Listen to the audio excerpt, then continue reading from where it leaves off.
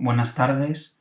A continuación voy a realizar la exposición de mi proyecto empresarial para, para el año 2015 y los respectivos periodos económicos siguientes, y en el que voy a presentar mi proyecto empresarial, que, como ya dije en el esbozo, se trata de una asesoría jurídica y de una asesoría fiscal. Respecto al nombre de la empresa, se llama Rodríguez Legal y se debe a mi apellido y a la actividad que realizo, ¿no? Que es una labor jurídica la que realizo, y de asesoría fiscal también, es decir, ofrezco dos productos. Ofrezco en este caso dos productos. Y al objeto social, pues el objeto social es la prestación de servicios profesionales, de asesoramiento legal y tributario.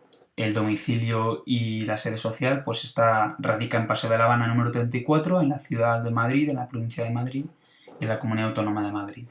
El código postal 28016, el número de teléfono es 91578-6776. Pueden encontrar más información de mi proyecto preguntándome a mi correo rodriguezlegal@gmail.com, y mi código de identificación fiscal es el 511 04382. Respecto a presentar mi empresa, antes de introducirme más en lo que son las pestañas, lo que son vinculación, balance, esbozo, la inflación, la optimización y demás, señalar que respecto a las posibles debilidades de la empresa sería la notable competencia en el sector, ya que es nueva. Respecto a las amenazas, pues la actual coyuntura económica, la actual crisis económica que vivimos, también se podría calificar como una amenaza. Y respecto a las fortalezas, yo creo que gozamos de unas instalaciones adecuadas y de un importante material de trabajo.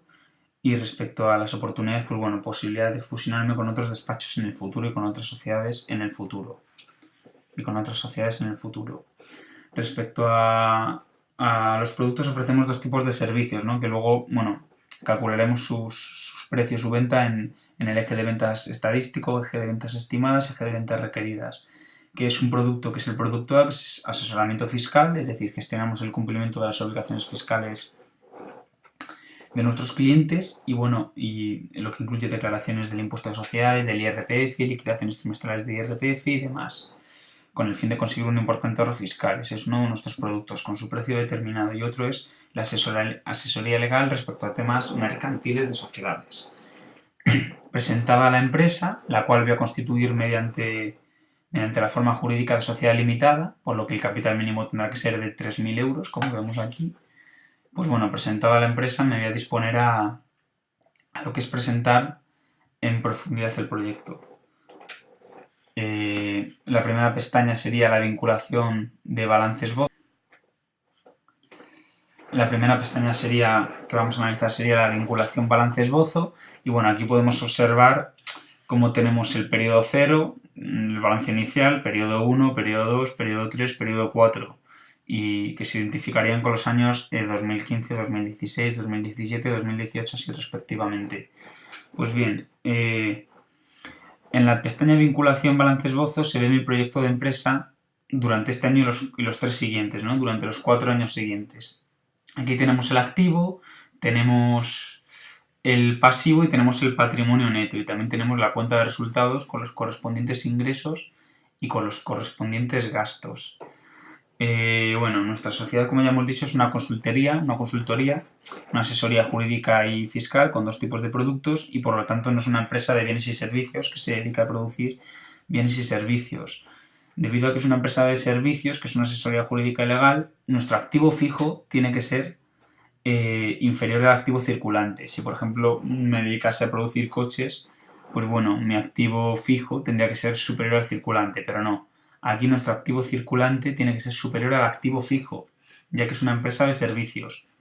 Esto lo podemos ver aquí, en nuestro balance inicial, donde podemos ver cómo nuestro activo fijo es de 5.000, mientras que nuestro activo circulante es de 6.000. ¿Cómo hemos calculado este 6.000? Pues multiplicando 5.000 por 1,2. Aquí lo vemos, 5.000 por 1,2, ya que de esta forma esta es la proporción que hay respecto a activo fijo, activo circulante, es decir, es un 20% mayor el activo circulante que el fijo. ¿Por qué?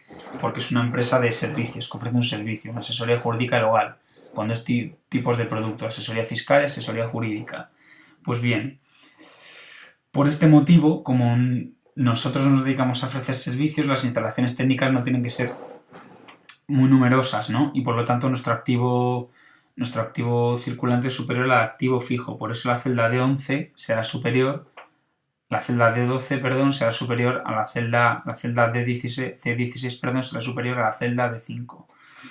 Analizando el activo fijo, bueno, podemos encontrarnos el inmovilizado intangible, material y el inmovilizado fijo. Y el inmovilizado, perdón, y el inmovilizado de inversiones financieras. Bueno, el inmovilizado intangible son los equipos informáticos, valor de 1.400, representa un total del 30 y que tiene una amortización del 33%. La amortización de este inmovilizado intangible sería de 0, ¿por qué? Porque si es el balance inicial no nos ha dado tiempo de amortizar los equipos informáticos, están nuevos. El inmovilizado material es de 3.200 y por lo tanto tiene una depreciación, una amortización de 20%, es decir, cada año va siendo 20%, va siendo 20% más... se va depreciando en un 20% y vale un 20% menos, ¿no? Y el inmovilizado financiero, que antes me he confundido al expresarlo, he dicho inmovilizado de activos financieros, inmovilizado financiero es de 400, son unas inversiones y como sabemos no se deprecia, no se amortiza al igual que el inmovilizado intangible y el inmovilizado material. Como aquí vemos, el inmovilizado intangible es de 1.400, inmovilizado material de 3.200 y el inmovilizado financiero es de 400. Y aquí nunca vamos a tener una pestaña marrón. ¿Por qué? Porque nunca se va a amortizar, porque el inmovilizado financiero nunca se amortiza. Eso es fundamental conocerlo. 1.400 más 3.200 más 400 suma una cantidad de 5.000, eso es nuestro activo fijo, como hemos dicho tiene que ser inferior al circulante. Y ahora bueno, vayamos con el circulante. Es el realizable, el exigible y el disponible. El disponible es la tesorería, es lo que tenemos en efectivo, en líquido. Y aquí son unos 1.800 euros que hemos conseguido gracias a un préstamo que nos han dado, que luego analizaremos en las celdas de color mostaza, que son las de deudas a corto plazo. Son deudas que nos han dado y que nos las devolveremos en el corto plazo. Después tenemos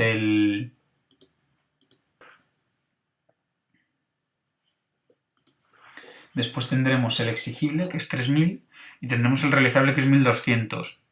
¿Cómo hemos calculado esto? Pues bueno, ya hemos dicho que al ser una empresa de servicios tiene que ser superior el activo circulante al fijo, con una proporción del 1,2. Por lo tanto, 5.000 por 1,2 nos da 6.000. Ese es nuestro activo circulante. Y yo he decidido que los porcentajes en los que se divide ese activo circulante sean de 20% realizable, 50% exigible y 30% disponible. Podría haber determinado otros porcentajes, pero me interesaban estos. Y por esa regla de 3, pues bueno, lo calculamos. A 13 por C16, 1.200 por 6.000, perdón, por 0,20, 1.200 de realizable, 3.000 de exigible y 1.800 de disponible, que es lo que tenemos en líquido, ya explicado. La suma de estos tres nos da, de estos tres apartados, de estas tres cuentas, de estos tres elementos dentro del activo circulante, nos da 6.000, una cantidad, como ya hemos dicho, superior al activo fijo. Bien, importante. El activo en total nos dará un valor de 11.000. Que tendrá que ser igual al pasivo. Un pasivo que estará compuesto, bueno, nos tendrá que dar igual 11.000 al pasivo más el patrimonio neto. El patrimonio neto, 3.000. ¿Por qué 3.000? Por la forma jurídica. Es una sociedad limitada y el capital mínimo es 3.000. Tampoco era necesario aportar más. Luego ya veremos que irá aumentando. Las deudas a largo plazo, un préstamo a largo plazo que hemos pedido es de 2.500 en rojo, siempre las deudas van a estar en rojo.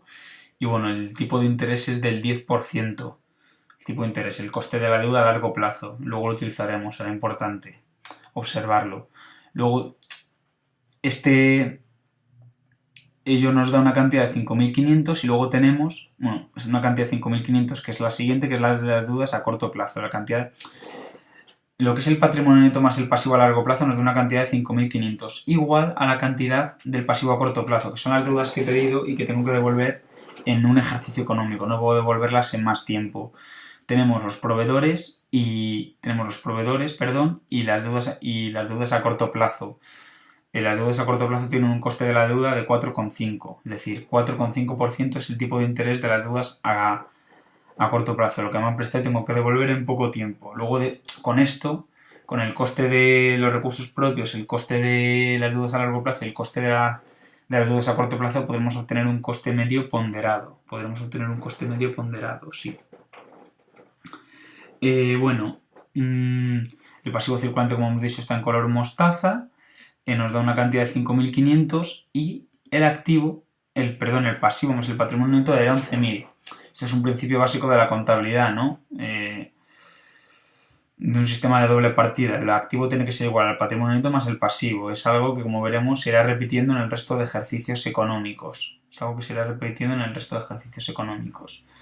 Bueno, una vez que tenemos calculado esto, podemos pasar a ver la cuenta de pérdidas y ganancias, fundamental en nuestro proyecto, ¿no? Porque es lo que vamos obteniendo, es el rendimiento que obtenemos a partir de estos activos, las ventas, menos los gastos, menos las amortizaciones, y eso nos da un rendimiento, que es, bueno, fundamental para un empresario para sobrevivir, que es el fin de toda empresa, sobrevivir.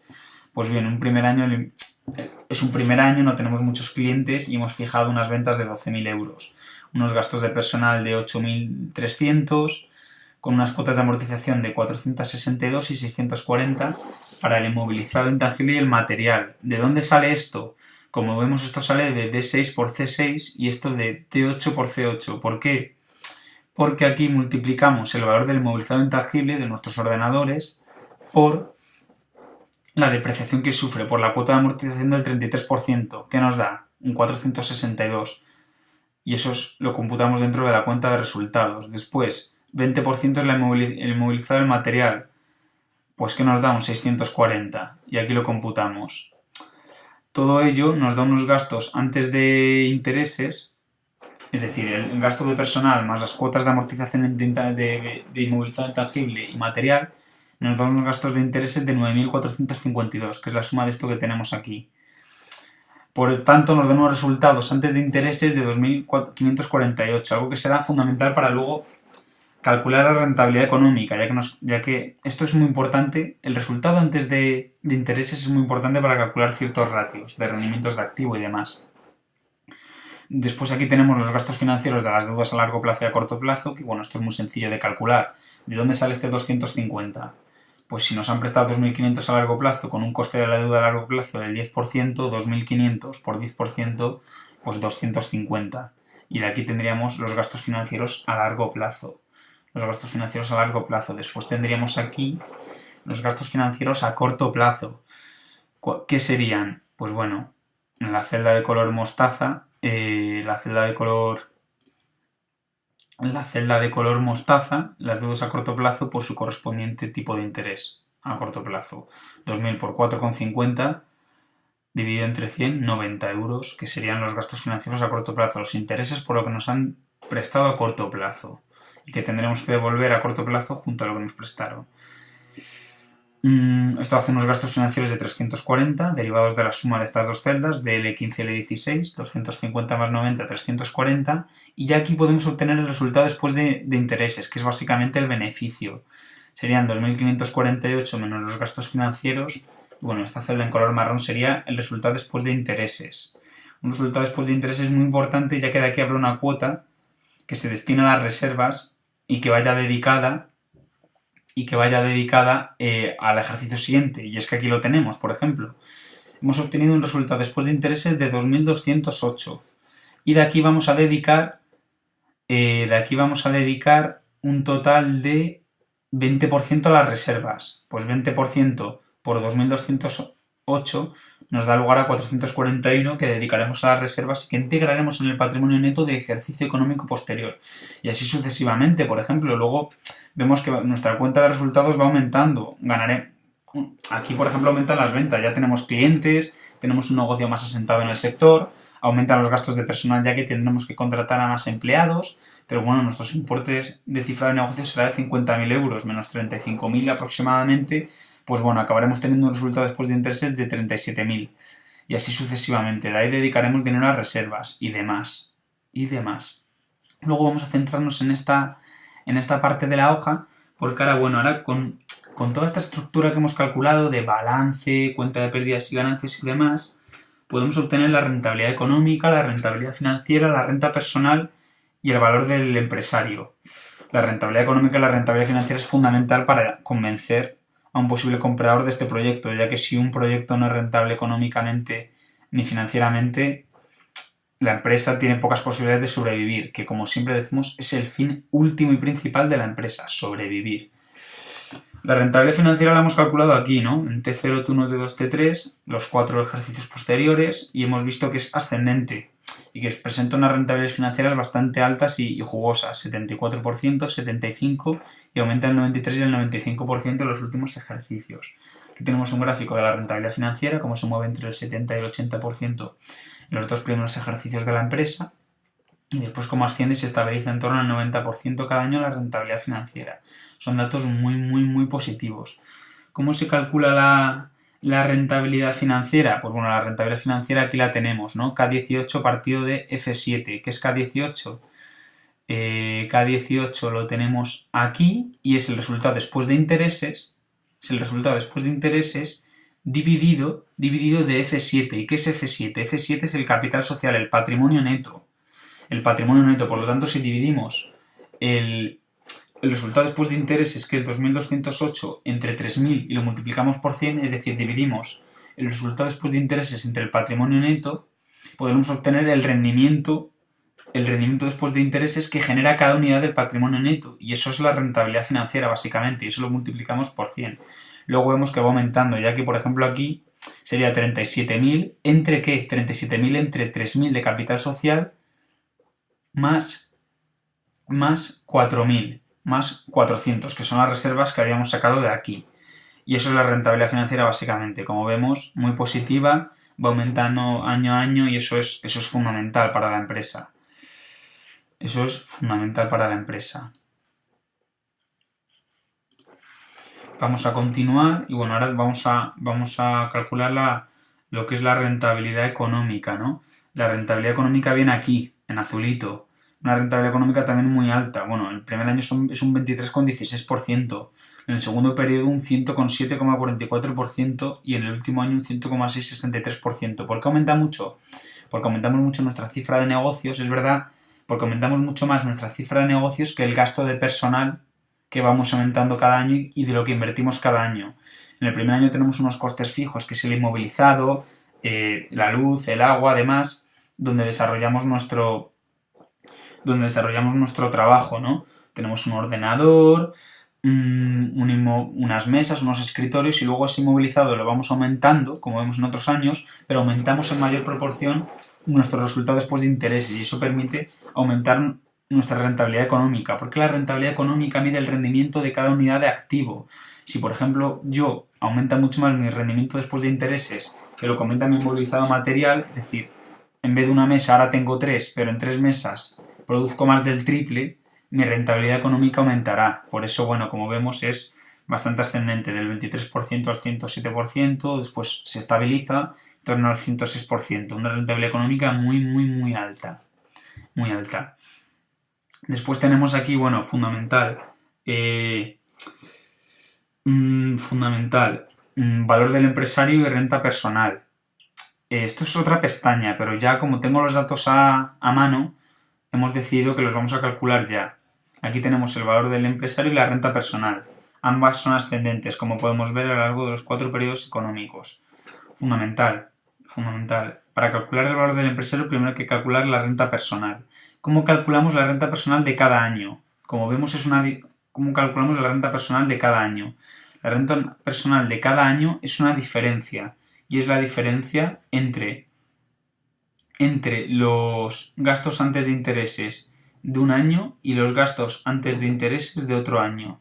Eso es la renta personal. Por ejemplo, la renta personal aquí sería la diferencia entre esta celda y esta celda. Eso sería la renta personal. Como vemos va aumentando y luego a partir de la renta personal calculamos el valor del empresario. ¿El valor del empresario qué es? El valor del empresario es la división de... es el cociente entre la rentabilidad... Es el cociente entre... entre la renta personal y la rentabilidad financiera del año en cuestión que antes hemos calculado. Bueno, de esta forma, como vemos, vamos obteniendo los distintos balances, las distintas rentas personales y demás. Y bueno, y de esta forma ya habríamos completado la pestaña de vinculación balance esbozo. Ya hemos ido dando por explicada la vinculación balance esbozo y la renta del empresario el valor del empresario, la renta personal y la renta del empresario. Y ahora, bueno, vamos a calcular estas pestañas: eje ventas previstas, eje ventas requeridas, eje ventas estimadas y eje ventas estimadas certeza, eje ventas estimadas estadístico. Pues bueno, pestaña de eje ventas previstas. Bueno, aquí la tenemos, la pestaña de eje de ventas previstas. Nos vamos a ir aquí. ¿Por qué nos vamos a ir aquí? Pues bueno, lo podemos ver. Primero, esto sigue un proceso: los antecedentes de ventas, método de mínimos cuadrados, total anual móvil, después media móvil y por último el resultado y elección de resultados en consecuencia de los 3 métodos anteriores, fundamental. Pues bien, vamos a ir paso a paso. En cuanto a las celdas verdes, pues en las celdas verdes, como podemos, se pueden introducir los datos. ¿Qué se pueden introducir aquí?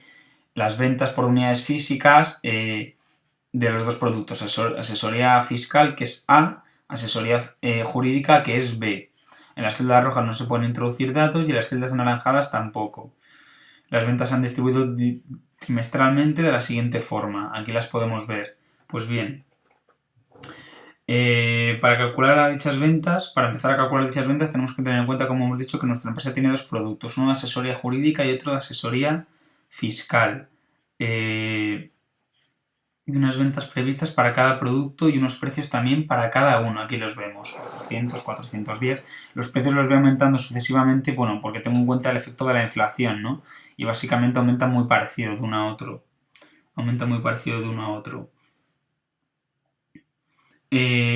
Tenemos una serie de productos A y B: asesoría jurídica, asesoría fiscal, y tendremos ventas para A y para B y un precio para A y para B. Precio de asesoría jurídica, precio de asesoría fiscal, asesoría fiscal la A, asesoría jurídica la B.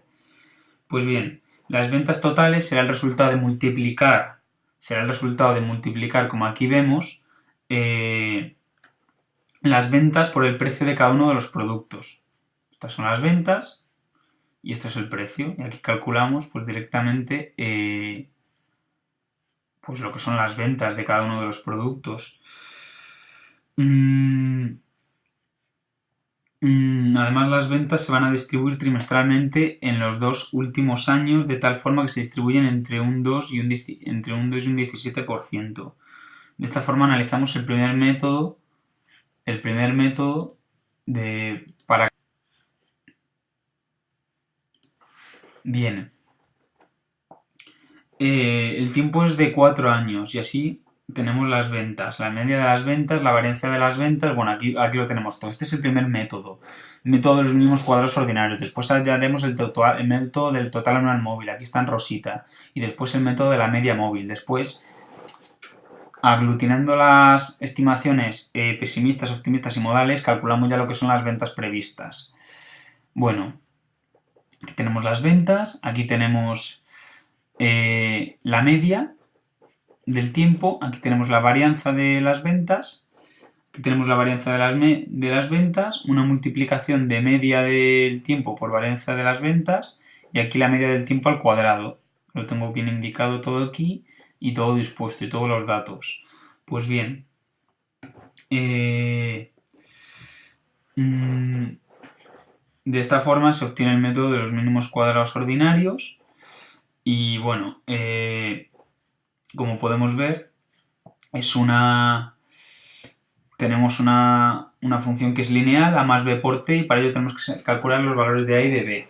Los valores de a y de b los hemos calculado gracias a estos datos, y de esta forma vamos estimando las ventas. Primer año 21.000, después 23.000, 26.000, 28.000, 31.000, 34.000 y demás.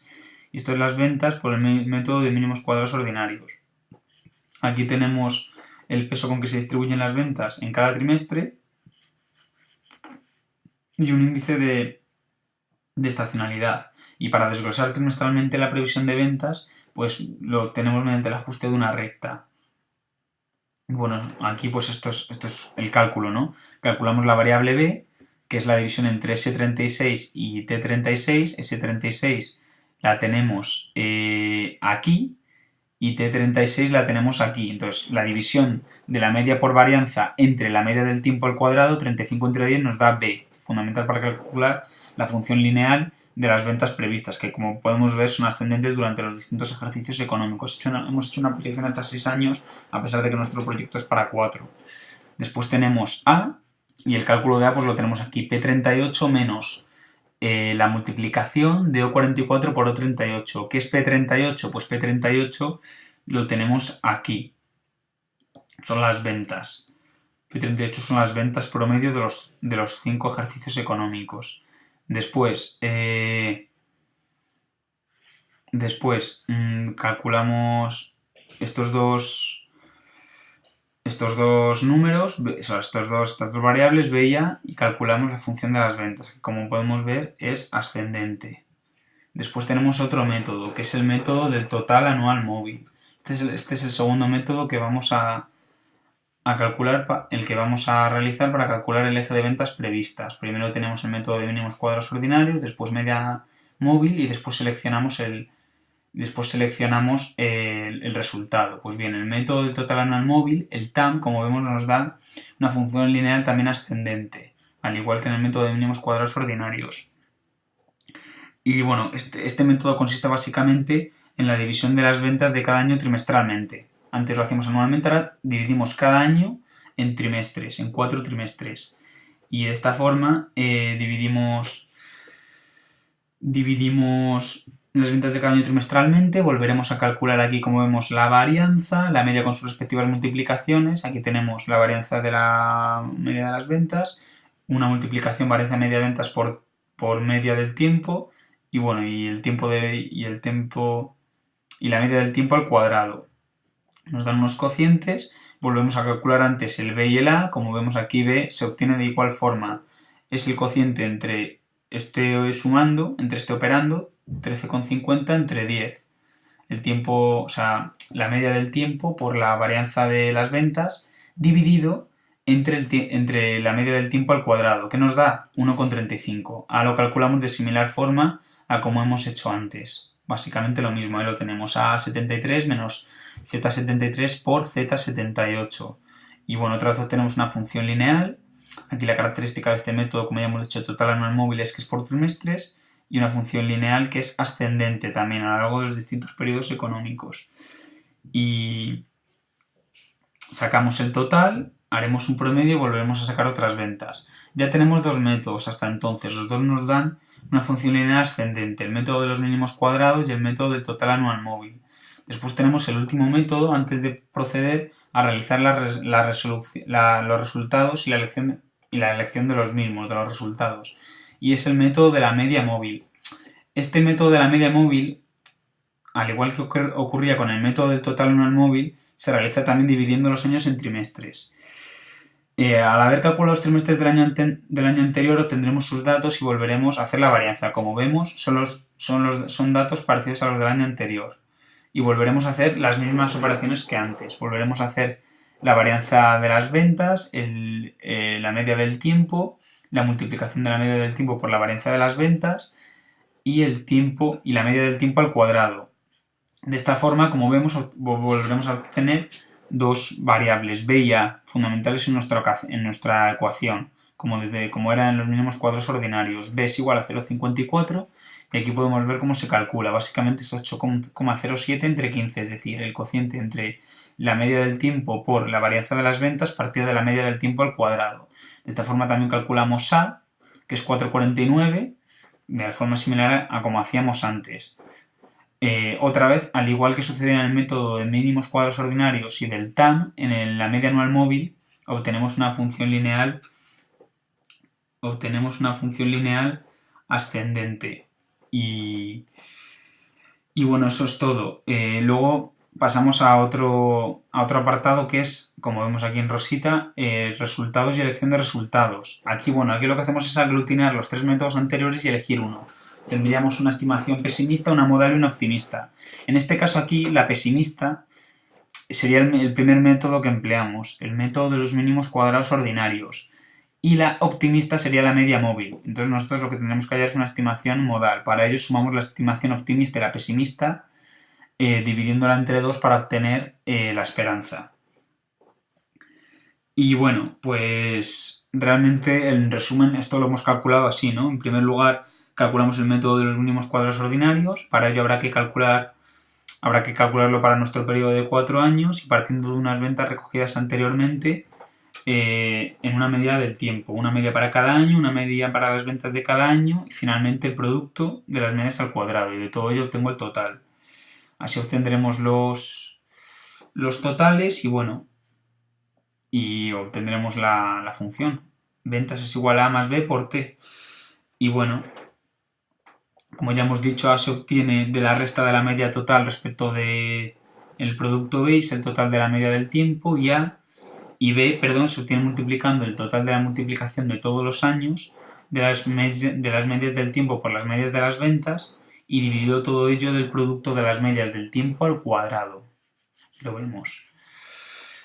vemos, 35 entre 10. Y bueno, ya hemos dicho que hay otro método, el método de la media móvil, el método del total anual móvil, y de esta forma, calculamos mediante la esperanza matemática,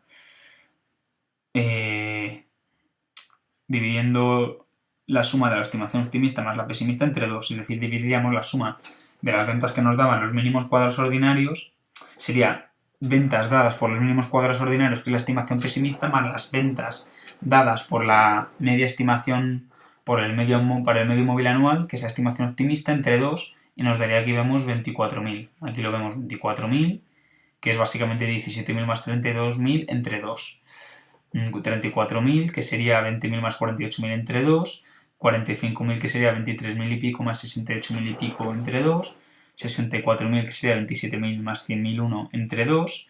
77.000, que sería 30.607,90 más 125.302,28 entre 2, eso nos da 77.955, y la última, que sería la suma de 34.149,90 por parte de MCO, estimación pesimista, más 186.880, estimación optimista, y todo ello entre 2, y nos daría 110.015,36. De esta forma esta pestaña, por así decirlo, queda finiquitada y ya habríamos calculado todo lo referente al eje de ventas previstas, que es fundamental luego para la pestaña de vinculación esbozo y documentos contables, ya que para hallar la cuenta de pérdidas y ganancias tendremos que saber qué es lo que hemos vendido, ¿no? Después, esto es todo lo relativo al eje de ventas previstas, y ahora tendríamos que analizar la renta del empresario, pero la renta del empresario y el valor del empresario, la renta personal y el valor del empresario, calculando ese valor del empresario a partir de la renta personal, ya la hemos calculado aquí en vinculación balance esbozo, ya hemos visto que eran ascendentes antes, renta personal y valor del empresario se calcula a partir de la renta personal ya hemos visto que era la diferencia entre los gastos antes de intereses de 2 años, gastos de intereses de T2 menos gastos de intereses de T1, y con esa renta personal la dividimos entre la rentabilidad financiera y nos daría el valor del empresario, fundamental para que el proyecto sobreviva. Bien, esto es todo lo relativo al eje de ventas previstas, y ahora vamos a pasar a otra pestaña que es fundamental, que es el eje de ventas requeridas. Aquí lo tenemos, ¿no? El eje de ventas requeridas. Bien. El eje de ventas requeridas, esto es otro tipo de ventas, ya hemos dicho que había ventas previstas, ventas requeridas y ventas estimadas. Y luego, también realizaremos un repaso por las ventas estimadas estadístico, que las tenemos aquí. También realizaremos un repaso por aquí, sí. pero ahora vamos a centrarnos en el eje de ventas requeridas. En el eje de ventas requeridas, pues bueno, en este caso nos encontramos, somos una empresa convencional, una empresa de servicios, una asesoría jurídica fiscal, formada por un único socio que soy yo, socio trabajador. Y bueno, pues eso es una empresa capitalista y bueno, teniendo en cuenta la renta del empresario junto con la deuda y el capital aportado, que era de 3.000 euros, ya que el mínimo para constituir una sociedad limitada es de 3.000 euros y no veía imprescindible aportar más, pues bueno, gracias a eso, a esos datos, calcularemos las ventas requeridas para cada año y calcularemos una proyección de estas. Por tanto, a través de esta empresa obtenemos las ventas requeridas para cada año, las rentas del trabajo, trabajos exteriores, renta empresario, cuotas de amortización técnica, consumos, otros gastos de intereses y demás. Y de esta forma, pues bueno, esto da unos gastos que se traducen en unos intereses y una vez el impuesto sobre la renta y las reservas del 25 y del 10%, pues bueno, nos dará lugar a una renta total del socio, un máximo valor del socio y una estimación de ventas requeridas. Por tanto, bueno, hay que partir, como hemos dicho, de que mi empresa es convencional y de que soy un único socio para calcular dichas ventas requeridas. Entonces, las ventas requeridas son aquellas ventas necesarias para satisfacer la renta del empresario, una renta que ya hemos calculado antes. Por ello, si son las necesarias para satisfacer la renta del empresario, mi renta, esta es necesaria para su cálculo, ¿no? Y está determinada en vinculación balance-esbozo como hemos hecho antes. Antes hemos calculado la renta del empresario en vinculación balance-esbozo. Nos vamos a ir a la vinculación balance-esbozo. Y la renta del empresario aquí las tenemos, ¿no? Cómo va aumentando. Pues bueno, esa renta la vamos a utilizar posteriormente. Para calcular estas ventas requeridas. Volviendo a la pestaña de ventas requeridas, una vez calculada la renta del empresario, fijaremos los porcentajes que nos dan cada uno de los gastos. Por ejemplo, ventas requeridas 100%. Pues bueno, sobre las ventas requeridas, que son las necesarias para las rentas del empresario, pues bueno, 25% renta del empresario. Entonces, de esta forma nos daría 1.600. 5%, 16%, como vemos, 16% que es M9 entre M6. Así vamos calculando los porcentajes según los datos que he introducido en estas celdas. Y de estas formas calculamos un total de gastos de intereses que sería un 65%. Y por lo tanto el resultado de antes de intereses sería de 2.182. Y sería un 35% respecto a las ventas requeridas. Después tenemos los gastos financieros. Y el resultado después de intereses, impuestos sobre la renta, reservas, renta del socio y máximo valor del socio. Aquí tenemos las reservas, que como hemos dicho las calculamos a partir de este porcentaje y de esta forma, bueno, acabamos calculando las ventas requeridas. Estas ventas requeridas se recogen en este cuadro. Como vemos, van creciendo, son ascendentes. Y bueno, aquí las tenemos recogidas en este gráfico. Y las ventas requeridas en la empresa capitalista convencional son, como podemos ver, ascendentes. Después tenemos el eje de ventas estimadas requeridas, que es también muy importante. Aquí tenemos el eje de ventas estimadas requeridas. Bien, estas ventas se pueden calcular a través de 3 métodos: estimadas requeridas, estimadas certezas y estimadas estadístico. En esta pestaña analizamos las primeras, las estimadas requeridas. Y para calcularlas, bueno, tenemos que considerar el total de gastos que tiene la empresa. Vamos a ir analizándolos uno por uno. Tenemos sueldos, publicidad, ya que es muy importante para una empresa publicitarse y darse a conocer ya que somos nueva. Gestoría no, porque yo realizo mis propias actuaciones de gestoría, soy asesor jurídico y fiscal. Alquiler del inmueble, seguros, teléfono, luz, agua, gas, calefacción, alquileres, número de coches, no hay nada aquí. Coste alquiler anual del coche tampoco, no tenemos. Servicio de entrega. Gastos de personal, aquí tengo 0, pero porque lo he incluido aquí, que serían 6.000. Luego tendríamos la amortización del inmovilizado material y del inmovilizado inmaterial, que sería intangible, y bueno, nos daría un total un total de gastos. Estos gastos se llevan al cuadro.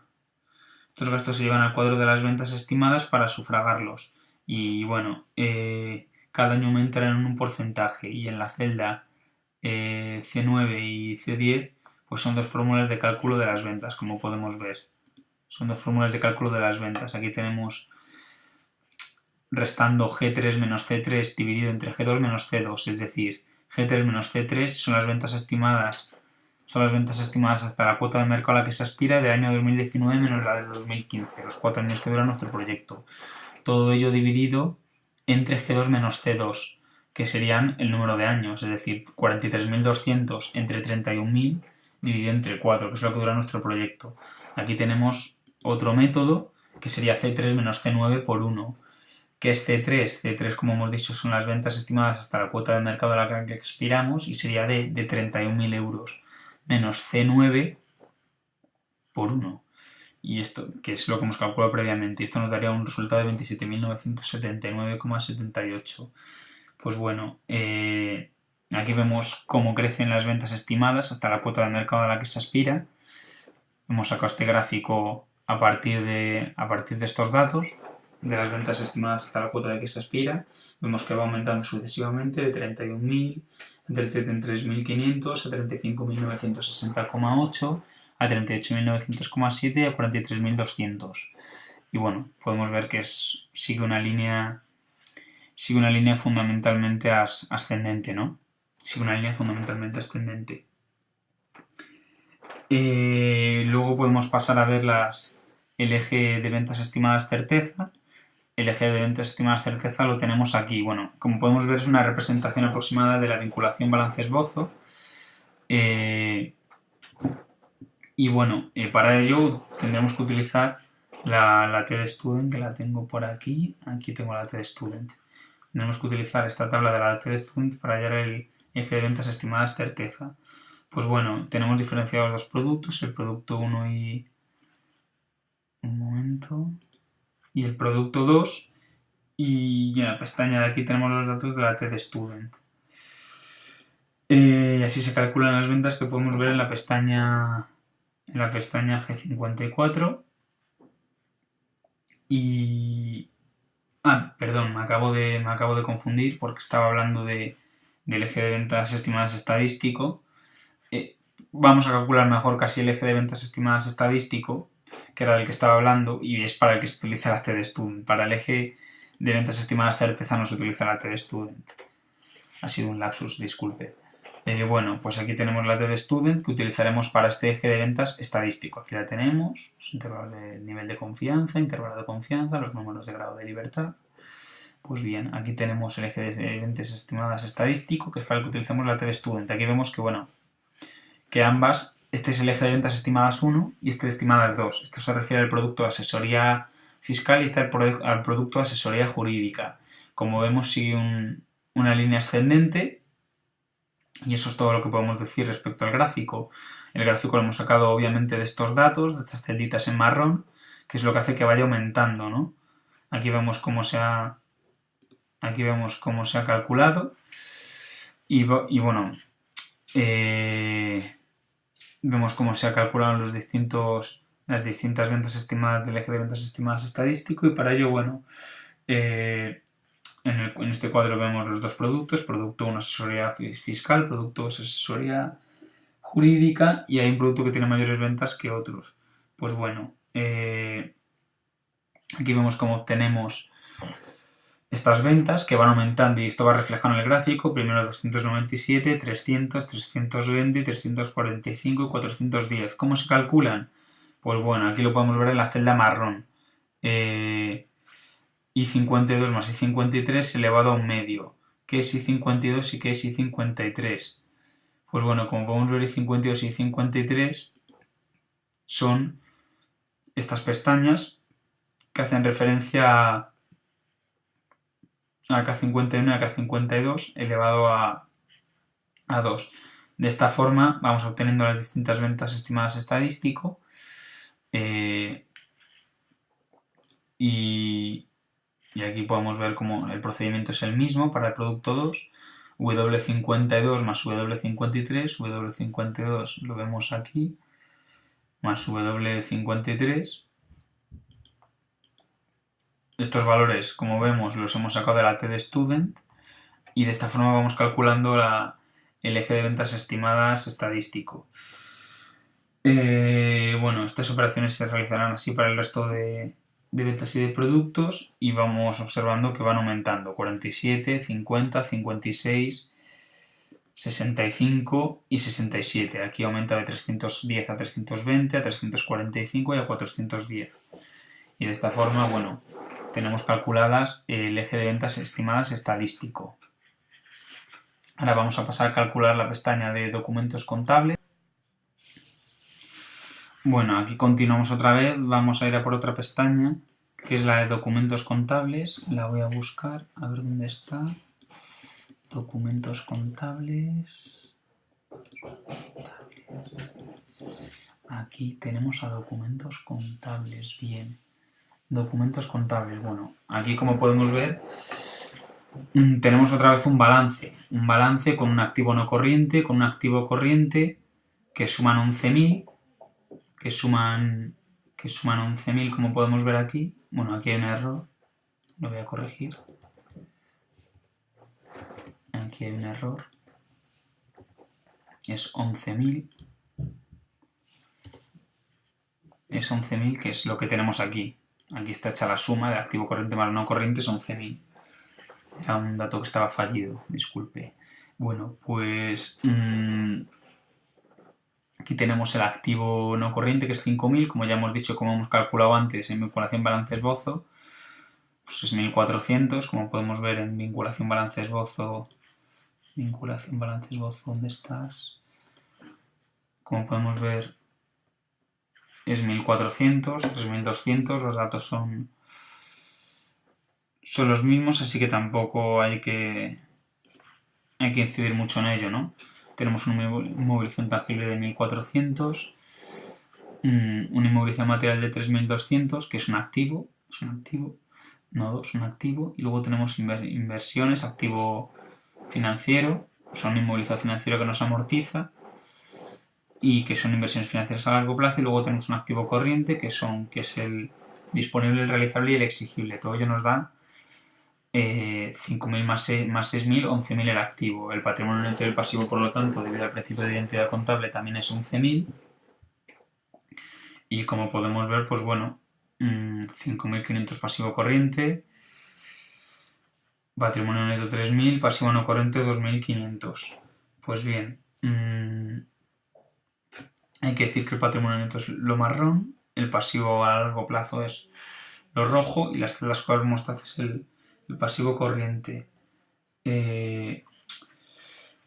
Ahora se juntan ambos, o sea, se ponen en el mismo lado patrimonio neto y pasivo no corriente, o sea, y pasivo, debido a la aprobación del Real Decreto 1515-2007, ¿no? Y bueno, como hemos dicho, como tenemos que constituir una sociedad limitada, pues hemos aportado el mínimo, ¿no? 3.000 euros.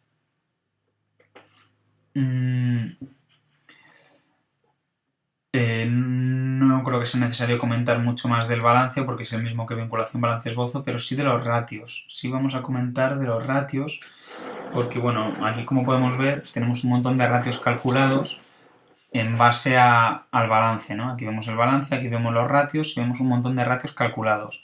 Bueno, aquí tenemos el coste de las deudas que nos lo dan, el coste de capital propio, el coste medio ponderado, que es una media entre, como podemos ver, el coste medio ponderado, que es una media entre los dos anteriores.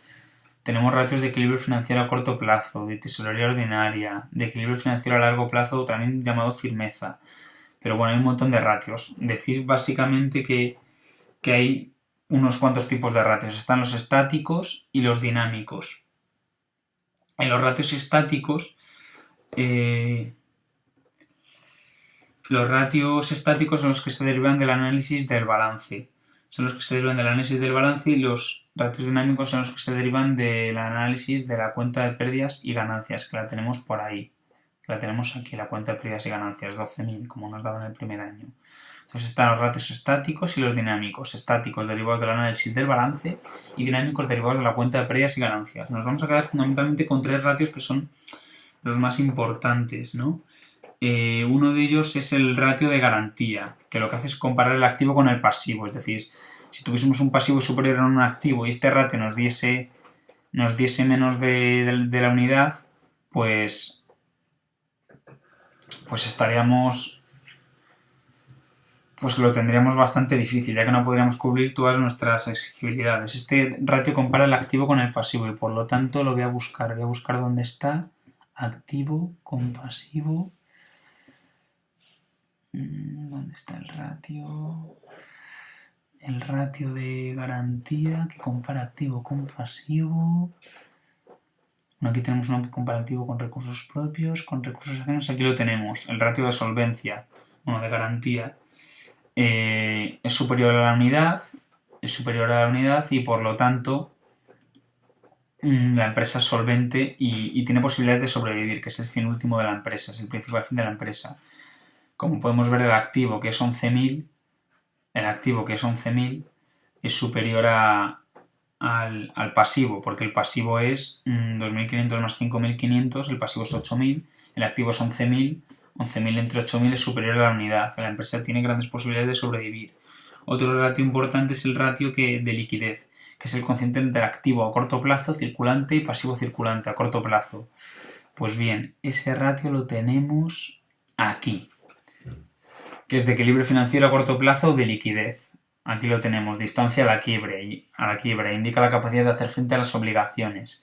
Pues bien, este ratio es de 1,09 y es superior a la unidad. Por lo tanto, también la empresa tiene grandes posibilidades de sobrevivir, ya que podemos pagar las obligaciones a corto plazo, ¿no? Es fundamental. La empresa a corto plazo va a poder sobrevivir y está alejada de la quiebra. ¿Cómo se calcula? A de 58 partido de ahí 74. Se calcula entre el activo a corto plazo partido del pasivo a corto plazo. Después, tenemos un último ratio que es muy importante, que es el ratio de endeudamiento, que es la relación entre el pasivo total y el patrimonio neto. A ver que lo encuentre. Aquí, es este. De estructura financiera, de apalancamiento, ratio de apalancamiento, deudas totales, partido de recursos propios, pasivo, partido de patrimonio neto. Este también tiene que ser superior a la unidad, ya que si el ratio es superior a la unidad, se considera que este ratio tendrá que ser inferior a la unidad, ya que, bueno, si es inferior a la unidad quiere decir que tenemos recursos suficientes para afrontar las deudas, y si no es que tenemos un endeudamiento alto, que tampoco es malo, porque el apalancamiento siempre es positivo, como nos han explicado en clase.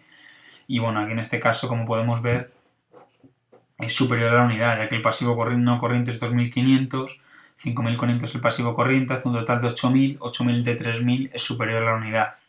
Por lo tanto, bueno, aquí lo vemos que es superior a la unidad. Por lo tanto, bueno, este ratio no es tan positivo como los otros dos, pero bueno, tienen los ratios de liquidez y de garantía solvencia son positivos, el de endeudamiento no tanto, pero bueno, podemos demostrar de esta forma que la empresa sí tiene capacidad para sobrevivir en un futuro y que sí tiene futuro, ¿no? Por último voy a explicar una última pestaña que es muy importante, que es la de optimización, y para la cual nos van a hacer mucha falta estos dos datos, ¿no? Este dato que vemos aquí, este porcentaje, 0,56%, que como vemos lo hemos calculado, vamos a arrastrar precedentes, trazar precedentes. Como vemos, este va a ser fundamental para la optimización y como vemos viene derivada de las deudas con entidades de crédito, del coste de la deuda y demás. Vamos a subir. Viene también condicionada por el coste del capital y este ratio va a ser este porcentaje va a ser fundamental para la optimización, ¿no? Ya que estas celdas lo que hacen, como podemos ver, es ponderar el peso de cada deuda respecto del total de su peso en la estructura financiera. Y así lo vemos con el capital, con las deudas, con el pasivo financiero, etcétera, etcétera. Bueno, pasemos ya a optimización, que es la última pestaña que voy a analizar. Aquí tenemos la pestaña de optimización.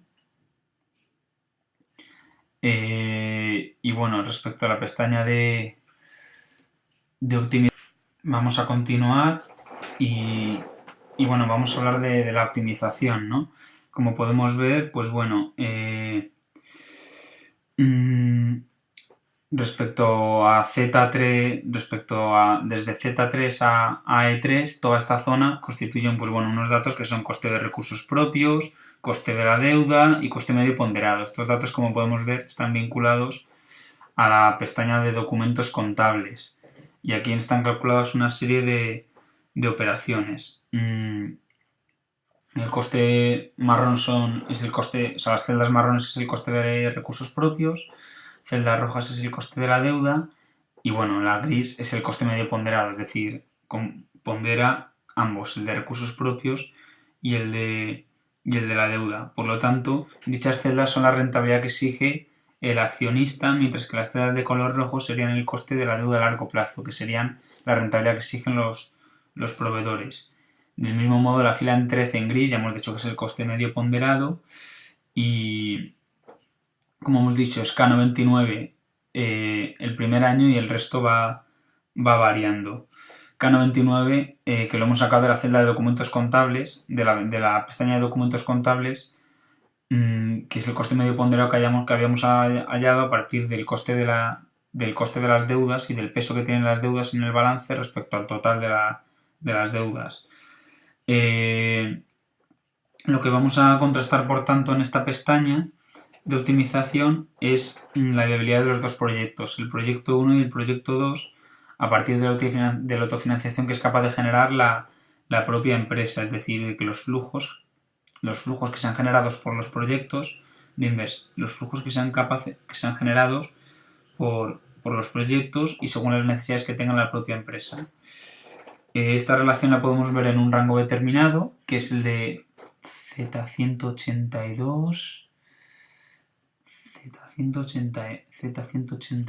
¿dónde está? Z182, AE183, aquí. En este rango Z182 a E183 podemos ver esta relación de la que hemos hablado. Después podemos ver la línea 165. La línea 165 reúne todos los proyectos de inversión y los diferentes flujos de tesorería a partir de los cuales tenemos tres propuestas, que son tres estimaciones.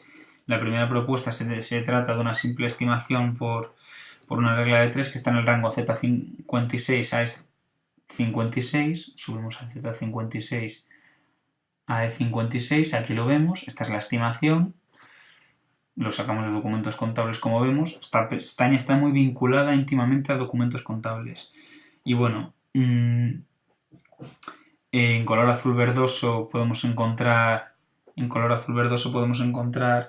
la proporción correspondiente a cada flujo calculado mediante una simple regla de 3 y teniendo en cuenta la inflación. Respecto a la zona de AE56, a ver dónde está. Respecto a la zona de AE56, AE65, esto de aquí,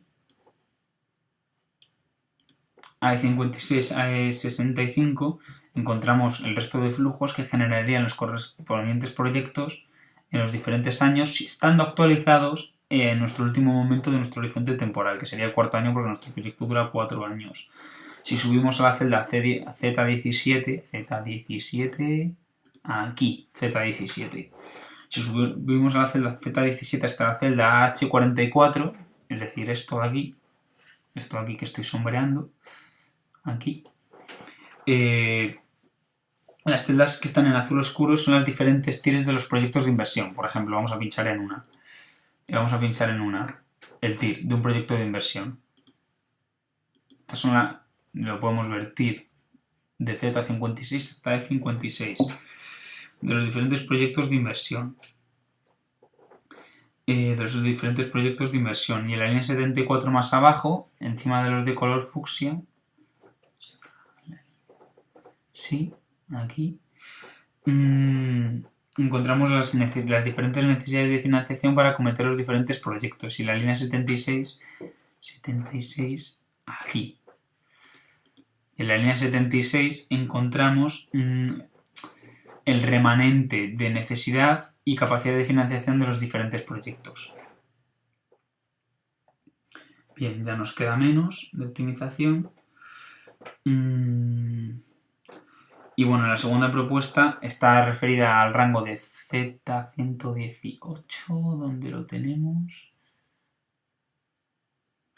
Al rango de Z118 hasta E127. Esa es la segunda propuesta.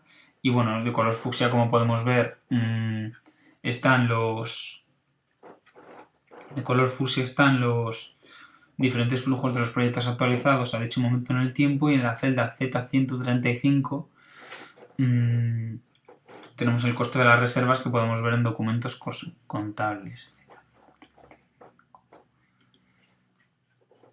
Está en K30. Vamos a ir a documentos contables para verlo, porque está en K30. K30. Aquí lo tenemos. Este K30, que es el cociente entre BR88, que es BR88 entre 100, lo llevamos a aquí. Como vemos, optimización está muy ligada a la pestaña de documentos contables, por eso las hemos puesto al lado. Pues bien, básicamente para calcular, la pestaña de optimización consiste en calcular el programa primal, que lo que hace es máximo el valor actual neto descontando con el correspondiente coste, con el correspondiente caso 0 y multiplicando por las X al descontar todas las tires, que son ceros, y por tanto queda la suma de los excedentes de tesorería. Así, por lo tanto, en el programa dual habrá restricciones en el primer sumatorio y en el segundo habrá tantas restricciones como parámetros. Eso es importante a la hora de considerar esto. Y bueno, el programa primal consiste en maximizar la utilidad de los proyectos de inversión con varias condiciones: las presupuestarias, la no negatividad y el peso de la financiación que le queremos dar. Las variables primales las podemos ver en el rango B148. Vámonos al B148. Aquí. Las podemos ver en el rango B148, B157. Aquí podemos ver las variables primales y el rango K168.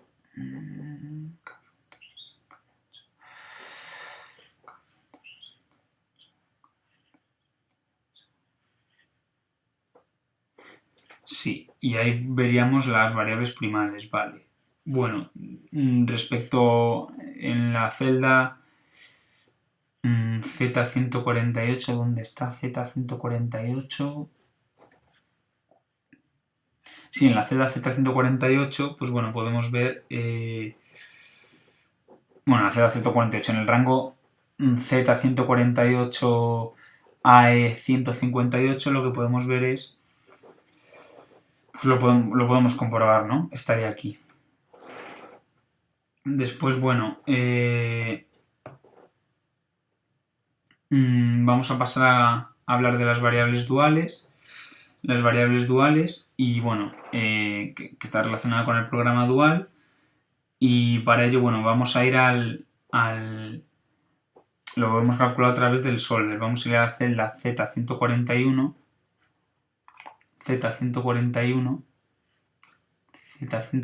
aquí lo tenemos. Hemos ido a la celda Z141 hasta la AD. Esto es el solver. Como podemos ver, esto es el solver. Y son factores de descuento que dentro tienen una propia tasa de descuento. Respecto a otra variable dual, pues bueno, está para cada momento del tiempo por fila, de la columna S hasta la columna O. Vamos a ir S hasta la columna O. Y bueno,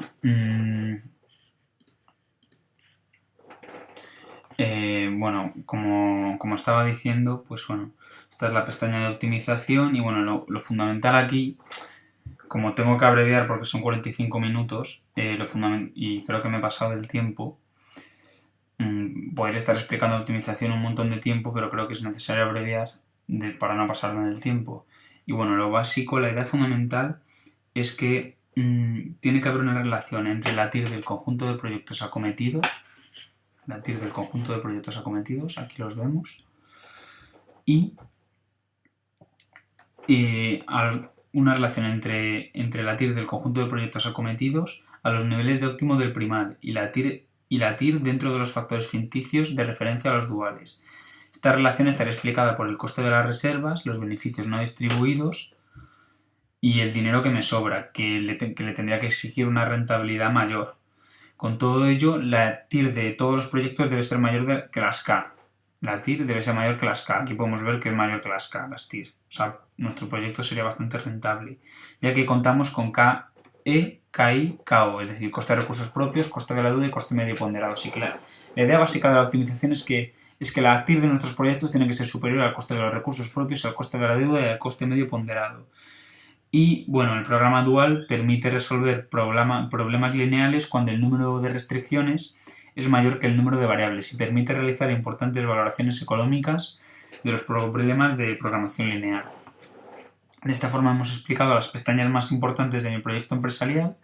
Vamos a volver al principio, a vinculación balance esbozo, y yo creo que ha quedado claro que mi proyecto es viable, que tiene grandes posibilidades de sobrevivir, que es lo más importante, que la empresa pueda sobrevivir, que es algo que he aprendido de este curso en APEF, en análisis y planificación financiera.